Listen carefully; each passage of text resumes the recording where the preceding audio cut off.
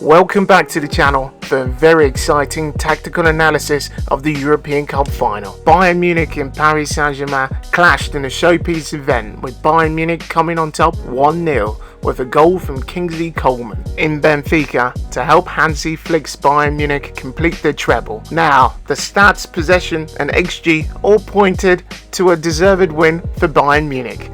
But let's see how this all unfolded. In the lineups, there were no surprises being sprung here, with Bayern Munich opting for their usual 4-2-3-1, with Lewandowski up top being supported by Coman, Müller and Serge Gnabry, whereas Thomas Tuchel went for his tested and trusted classic 4-3-3, with Marquinhos at the base in midfield and Di Maria, Mbappe and Neymar up front. Before I go any further, I'm going to give you a brief illustration of what most pundits predicted was going to happen in the Champions League final. Here seeing both teams facing off against each other, with Paris Saint-Germain exploiting Bayern Munich's high line and really playing clever balls over the top to the likes of Mbappe and Neymar, or maybe Di Maria, using their pace to get in behind and really exploit the Bayern Munich high line. However, what happened on the night couldn't be further from the truth. Well, let's examine how both teams did their build-up. Bayern Munich looked to build up using Manuel Neuer's brilliance with his feet, with short passes into both Alaba and Boateng before Boateng was subbed off, with the ball then being progressed by Goretzka or Thiago Alcantara with those long raiding balls, which is how it was progressed from the midfield. Bayern Munich were the team more in control. They were also not afraid to actually push the fullbacks up and split the defenders, with Thiago Alcantara dropping him back in between Alaba and Boateng. This was particularly effective a bit later on,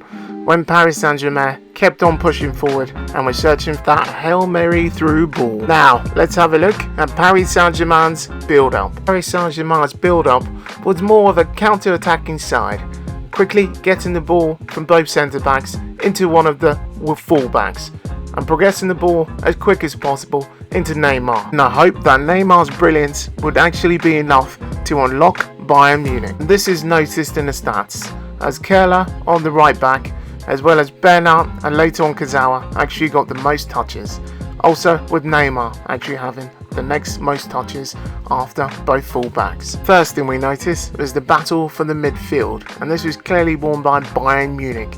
And given the fact they actually had the numbers in midfield, it's really no surprise, as Müller, Gnabry and occasional Lewandowski dropping in to give them the tactical advantage against the Paris Saint-Germain 3. The next thing to notice is the fact that both teams predominantly attacked through the right hand side, with Paris Saint-Germain attacking through Kerler as well as Ander Herrera and most importantly Angel Di Maria, who had a really good game in the first half against Alphonso Davies, even getting him booked. This is backed up by the average player positions. As you can clearly see, Kerler was actually more advanced than Kazawa and also Bernat, who were actually pinned to the back by Bayern Munich attacking from the right hand side.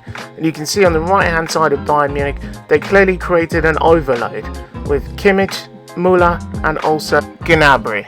And this is actually where the goal comes from, as after Bayern Munich create an overload on the right hand side, well, Kimmich has the assist and quickly progresses the ball to the left with a cross, and it's met on the back post by none other than Kingsley Coman, with Kerler slightly judging the flight of the ball. After this goal went in, well, Paris Saint-Germain decided to reorganise and try to look for a little bit more possession, but again were crowded out in the midfield and instead looked for long balls into the front three, which were easily dispossessed by Thiago Alcantara, or one of the Bayern Munich centre-backs. So, Hansi Flick completed his treble by simply having control over the midfield by flooding that area, creating overloads on the right and also switching the ball cleverly to the left. Whereas Paris Saint-Germain simply lost it by not actually having control over the game and actually opting for longer balls. In actual fact, you would have felt if Paris Saint-Germain had actually flooded the midfield and actually left Mbappe or Neymar to actually have clever balls into them, it might have been a different game. Well, that's it.